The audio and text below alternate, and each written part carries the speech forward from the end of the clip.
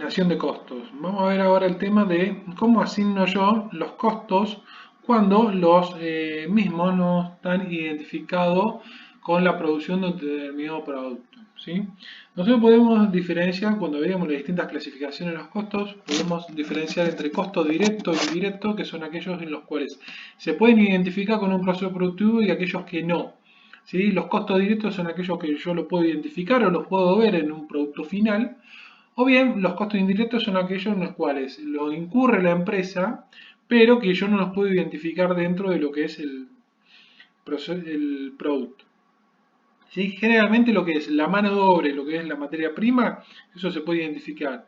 Ahora, los gastos generales de fabricación, ¿sí? Que serán alquileres, gastos de, gastos de oficina, honorarios profesionales, pago de empleados administrativos mensualizados, todo eso generalmente no lo puedo identificar en lo que es un proceso productivo, en lo que es el proceso productivo de un producto.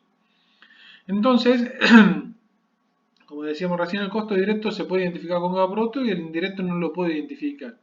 Entonces, ¿qué pasa cuando yo tengo una empresa que comercializa más de un producto?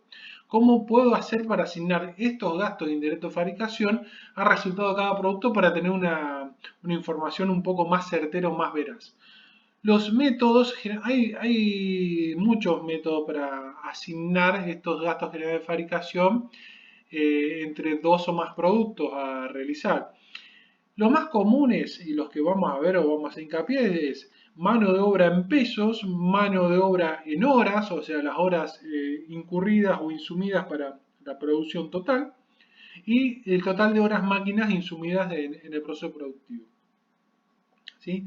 Si yo utilizo mano de obra en pesos el total de horas hombres o el total de horas incurrida por los empleados, generalmente cuando utilizo estos tipos de métodos son cuando el proceso productivo es más artesanal en contraste a un proceso industrializado. Acá prevalece más la mano de obra que la producción a través de las máquinas, el proceso industrializado.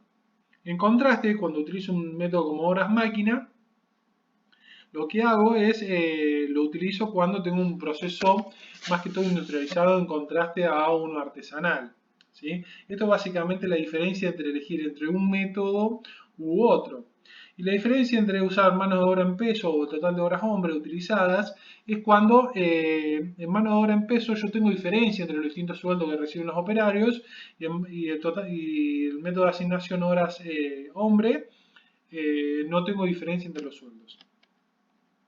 Es fundamental ver qué tipo de proceso productivo tengo para ver cuál de estos métodos va a ser el más representativo. ¿Cómo, cómo realizo esta asignación? Es básicamente regla 3 simple. Lo que hago es tomo el total de gastos indirectos de fabricación, que es lo que tengo que asignar, lo divido por el método más representativo, mano de obra en pesos, total de horas hombre, total de horas máquina incurrido, y eso me va a dar un coeficiente de distribución, que después lo voy a multiplicar por el método utilizado por lo que corresponde a un producto y a otro.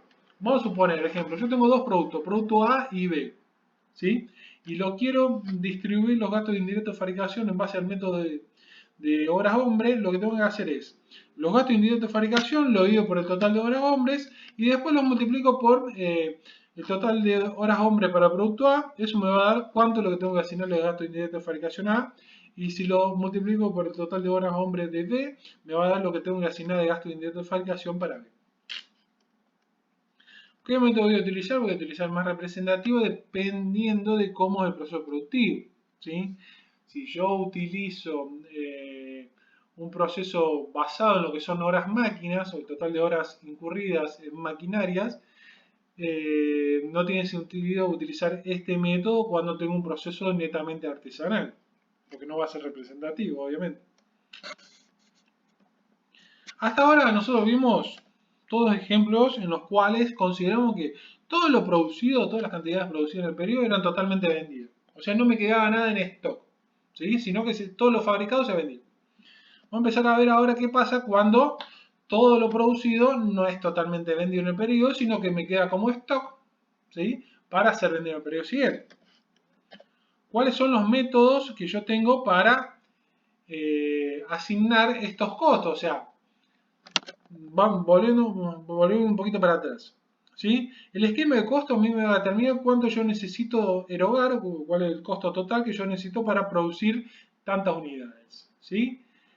Esos costos van a estar divididos en costos variables y costos fijos. Ahora, ¿qué pasa si yo en un determinado periodo en el cual fabriqué una cierta cantidad de unidades, qué pasa si en ese periodo yo no vendo todo?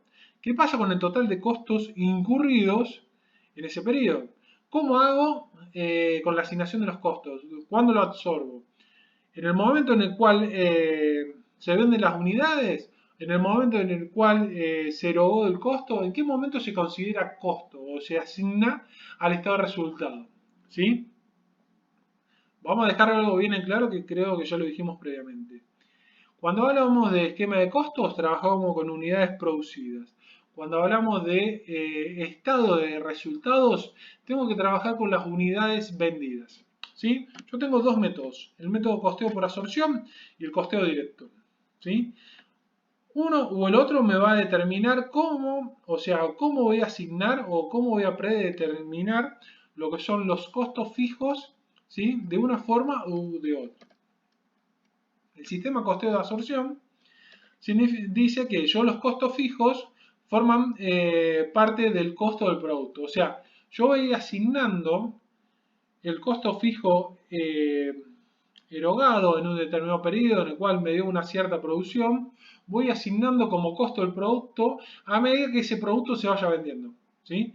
Hasta que no se vaya vendiendo me va a quedar cargado como stock, me va a quedar cargado en el valor de mercadería a vender, stock. ¿Sí? A medida que yo lo voy vendiendo, lo voy asignando al estado de resultado. O sea, por ende, el costo fijo de las unidades producidas, lo voy a dividir el costo fijo de esa producción, lo voy a dividir por las unidades producidas y lo voy a multiplicar por las unidades vendidas para asignarle el costo. El sistema de costeo directo a mí me dice que los costos fijos son costos del periodo en el cual se incurrieron. O sea, independientemente de que se vendieron o no, se vendió todo, se vendió una parte y no se vendió nada, los costos fijos son del periodo, entonces yo tengo que asignar ese total de costos fijos, lo tengo que asignar al estado de resultados del periodo. Entonces acá directamente, ¿qué hago? El total de costos fijos directamente lo mando al estado de resultados.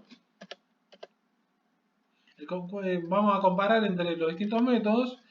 El resultado del costeo directo siempre va a ser menor que el costeo por absorción. ¿Por qué?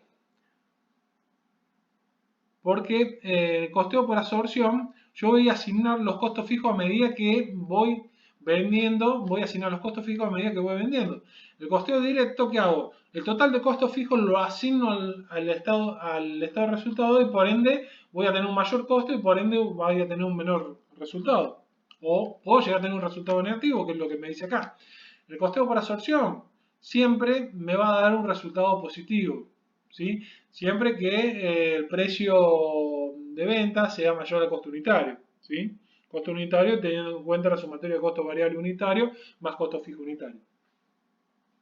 En el costeo directo puede que el resultado sea negativo. ¿Por qué? Porque yo estoy asignando el total de costos fijos a un periodo en el cual vendí prácticamente nada.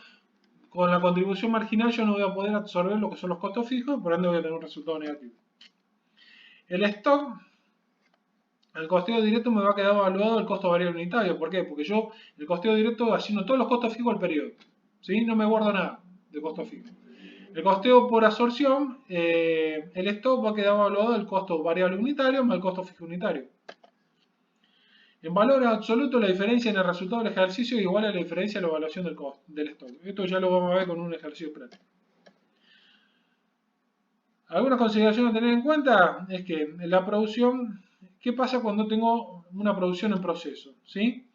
En este caso, ¿qué pasa cuando hay una producción en proceso? Supongámonos, termino un ejercicio en el cual yo incurrí en determinados costos, llámese materia prima, mano de obra y gastos generales de fabricación, los cuales en ese periodo solamente yo tuve unas ciertas cantidades vendidas en las cuales acá vamos a suponer que todo lo producido totalmente se vendió. ¿Sí? ¿Qué pasa si yo al momento de mirar mi empresa tengo productos que no están 100% terminados, pero en los cuales se les fue cargando un costo, ¿sí? Porque en todas las empresas, generalmente, en la mayoría, siempre cuando se hace el cierre del ejercicio, se pone una fecha en la cual se ve, se saca la foto de cómo está la empresa. En el estado de resultado voy a tener, en el proceso productivo voy a tener productos que no están 100% terminados, sino que están en proceso de. Entonces, esta producción en proceso también la tengo que tener en cuenta para mi producción. Porque no es lo mismo decir, incurrí en este ejemplo que estamos viendo 60.571 para 1.200 unidades producidas, que decir, incurrí en 60.571 unidades para 1.200 unidades producidas y a su vez 1.200 más unidades que están en proceso de ser terminado. O sea, si yo considero la producción en proceso, voy a tener un valor más real de la asignación de los costos y a su vez voy a poder determinar un costo unitario más real y no voy a poder, no me voy a equivocar en lo que es la determinación del precio. ¿Cómo sería esto? Si yo solamente considero las unidades 100% terminadas, ¿sí?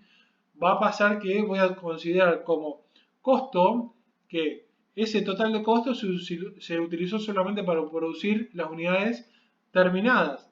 Pero entonces mi costo unitario va a ser más alto y mi precio, si yo le aplico un determinado porcentaje de utilidad, va a ser mucho más alto. En contraste, decir yo que el total de costos se utilizó para tantas unidades terminadas y una parte que son unidades de proceso. Fíjense, el proceso productivo del producto A en el cual tengo tres etapas, la parte del almacén, la parte de la producción, la parte de envasado. ¿Sí? Durante todo el periodo, en el almacén ingresaron 5.000 unidades, en las cuales salieron 4.500. O sea, me quedaron al cierre del ejercicio 5.000 unidades en stock. En lo que es la producción, ingresaron 4.500 unidades y salieron 3.600. Estas 4.500 que ingresaron a producción son las que salieron o las que egresaron de lo que es el almacén. ¿Sí? De la diferencia entre ingreso y egreso en lo que es producción me quedó un stock de 900. Y en envasado ingresaron 3.600 que son las que salieron de producción y salieron de ahí, egresaron de envasado 2.400. O sea, me quedaron en stock en envasado 1.200. ¿Cómo hago con los productos que me quedan en proceso? O sea, ¿cómo considero o cómo contemplo estas 500 unidades que me quedaron en almacén, las 900 que me quedaron en producción y las 1.200 que me quedaron en envasado? Lo que tengo que hacer es determinar lo que es el grado de avance, o sea, lo que es el grado de terminación de cada producto en cada área, de acuerdo a cada elemento de costo. O sea, el elemento de costo tengo materia prima, mano de obra y gasto indirecto de fabricación. Estos grados de avance lo va a determinar el ingeniero, el dueño de la planta, en base a su experiencia y en base a su análisis. En la parte práctica, en los ejercicios que nosotros vamos a ver, el porcentaje de grado de avance ustedes lo van a tener como dato. La producción equivalente de cada elemento, o sea, acá lo vamos a diferenciar en los tres elementos, materia prima, mano de obra y gastos generales de fabricación. La producción equivalente va a ser la producción terminada más la producción en proceso, que es la producción equivalente, digamos, la producción en proceso por el grado de avance en cada área. ¿Sí? Veamos el siguiente ejemplo. Materia prima, yo tengo que estar 100% terminado en cada una de estas unidades que me quedaron en stock. Las 500 que me quedaron en almacén, las 900 en producción, las 1.200 en envasado. ¿Sí? Entonces la producción equivalente de materia prima es 500 unidades en almacén, 900 en producción, 1.200 en envasado y terminado 2.400. Tengo un total de producción equivalente de materia prima 5.000. ¿Sí? Cuando antes, si solamente consideraban los productos terminados, teníamos solamente 2.400. Con respecto a mano de obra, dice que de las 500 unidades que tengo en almacén, tienen un 20% de terminación con respecto a mano de obra. Con respecto a las 900 unidades que tengo en producción, tienen determinación con respecto a mano de obra o de incorporación de costo de mano de obra un 50%.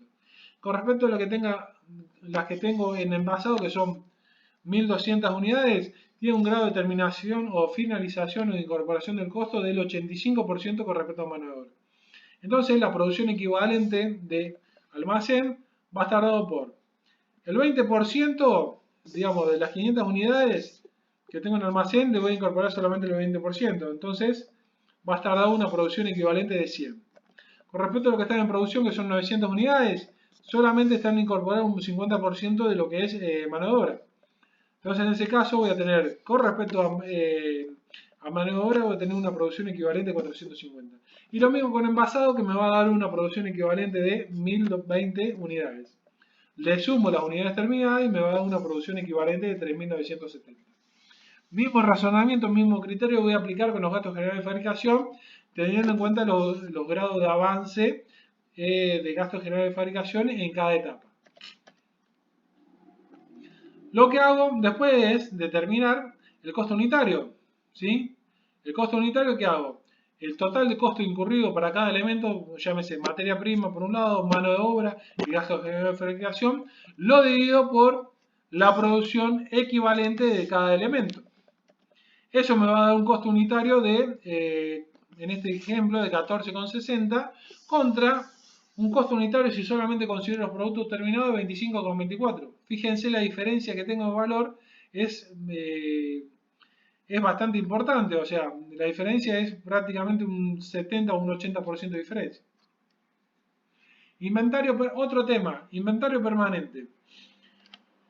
El inventario permanente tiene en cuenta cuando yo voy comprando de determinado producto o determinados productos, los voy comprando para estoquearme y los voy poniendo en stock, ¿sí? Y yo voy vendiendo, voy colocando ese producto que voy comprando en stock, que lo voy comprando a distinto precio, lo voy vendiendo, pero no tengo identificado, o es bastante engorroso identificar cuál de esos productos, que son todos iguales, pero cuál de los productos compré a una unidad a un precio y cuál compré a otro precio. ¿Sí? Para solucionar este